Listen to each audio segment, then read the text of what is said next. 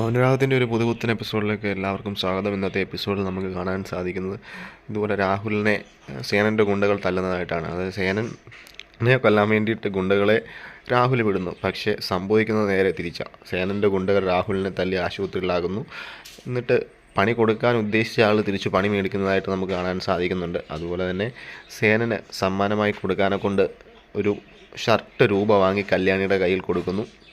അതിനുശേഷം വിക്രം ഇതുപോലെ വീണ്ടും അടുത്ത മോഷണത്തിന് വേണ്ടി പോവുകയാണ്. അതായത് കഴിഞ്ഞ പ്രമോയിൽ നമ്മൾ കണ്ടതുപോലെ മാല മോഷണമാണ് ഇനി അവരുടെ ഉദ്ദേശം. അപ്പം വിക്രം പറയുന്നുണ്ട്, ഇനി എന്തായാലും ജീവിക്കാനുള്ള മാർഗ്ഗമാണ് മുന്നോട്ട് നോക്കുന്നതുകൊണ്ട് മോഷണമെങ്കിൽ മോഷണം, മാല പൊട്ടിക്കലെങ്കിൽ മാല പൊട്ടിക്കൽ, എന്തായാലും ഞാൻ തീരുമാനിച്ചിറങ്ങി എന്ന് ഉള്ളതായിട്ടാണ് കാണാൻ സാധിക്കുന്നത്.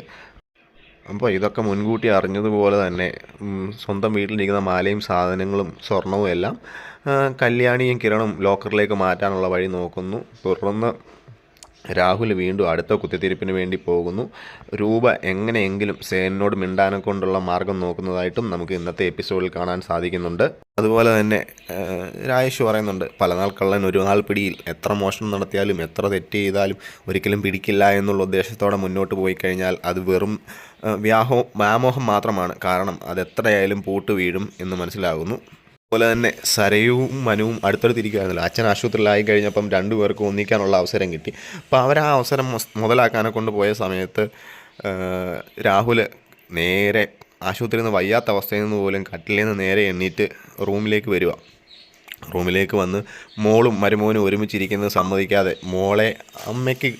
മോളെ അമ്മയുടെ അടുത്ത് ഇരുത്തിയിട്ട് രാഹുൽ മനുവിനെയും കൊണ്ട് നേരെ ആശുപത്രിയിലേക്ക് പോകുന്നതായിട്ട് കാണാൻ സാധിക്കുന്നുണ്ട്. അപ്പോൾ വരും എപ്പിസോഡുകൾക്ക് വേണ്ടി നമ്മുടെ ചാനൽ സബ്സ്ക്രൈബ് സപ്പോർട്ട് ചെയ്യുക. വീണ്ടും ഇതുപോലുള്ള പുതുപുത്തൻ വീഡിയോയുമായി കാണും വരെ ബൈ.